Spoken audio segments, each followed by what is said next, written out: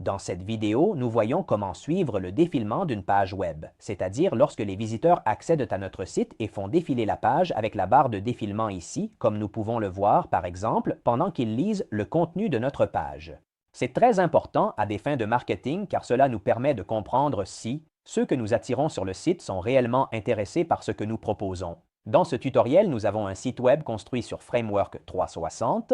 Il n'est pas obligatoire d'avoir un site construit sur la plateforme, car Framework 360 peut également être intégré avec des plateformes tierces, comme par exemple WordPress, PrestaShop, etc. Évidemment, le suivi est beaucoup plus précis si nous utilisons clairement la même plateforme. Tout d'abord, nous accédons au module de suivi, puis au suivi web. Cliquez sur le bouton « Ajouter » pour ajouter un nouveau projet de suivi et, dans le nom du projet, mettez « Tutoriel ».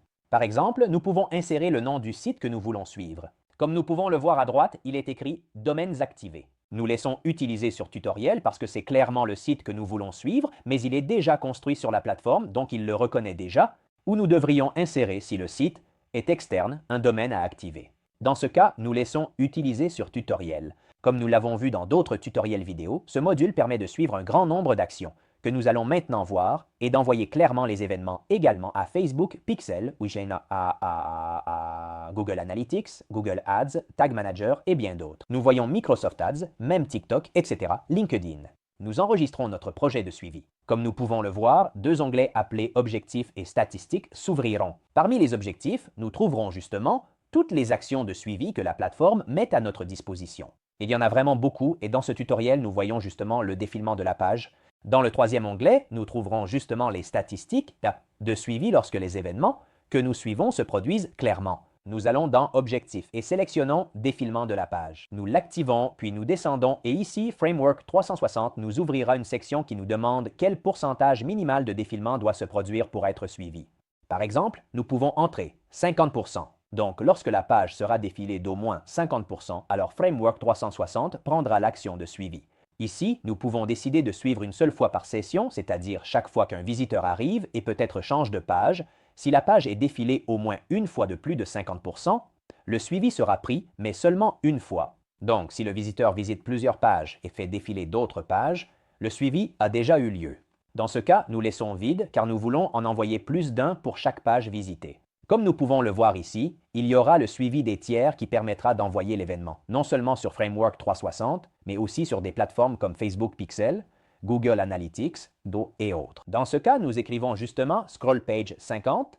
De cette façon, nous savons que lorsque quelqu'un fait défiler la page d'au moins 50%, Framework 360 prendra cet événement en compte. Dans Valeur de l'événement, nous pouvons insérer des valeurs spécifiques. Si nous voulons que, avec l'événement évidemment, qui se déclenche après le défilement de 50%, une valeur personnalisée soit également transmise. Ce n'est pas obligatoire, mais lorsque l'événement se produit, la valeur sera également affichée dans l'onglet Statistiques. Nous enregistrons. Comme nous pouvons le voir, dans l'onglet Statistiques, il n'y a encore rien. Nous rechargeons la page, ainsi le suivi sera activé. Comme nous pouvons le voir maintenant, je vais faire défiler la page d'au moins 50%. Et en rechargeant l'onglet Statistiques, nous verrons que le défilement de la page à 50% sera passé. Voilà, Framework 360 nous fournira également d'autres informations à des fins de marketing, comme par exemple le système d'exploitation utilisé et d'autres choses. Comme nous le voyons auparavant, par exemple, si nous voulons envoyer cet événement également à Facebook Pixel, nous n'avons qu'à insérer clairement notre code Pixel. Je vous renvoie au tutoriel vidéo dédié pour comprendre ou obtenir l'ID. Nous pouvons également insérer, par exemple, le jeton d'accès pour les API, puis nous enregistrons. Une fois que nous avons clairement activé Facebook Pixel, nous pourrons aller dans notre action de suivi et activer le suivi de tiers. Comme nous pouvons le voir, la case pour envoyer, voilà le même événement, à Facebook sera activée.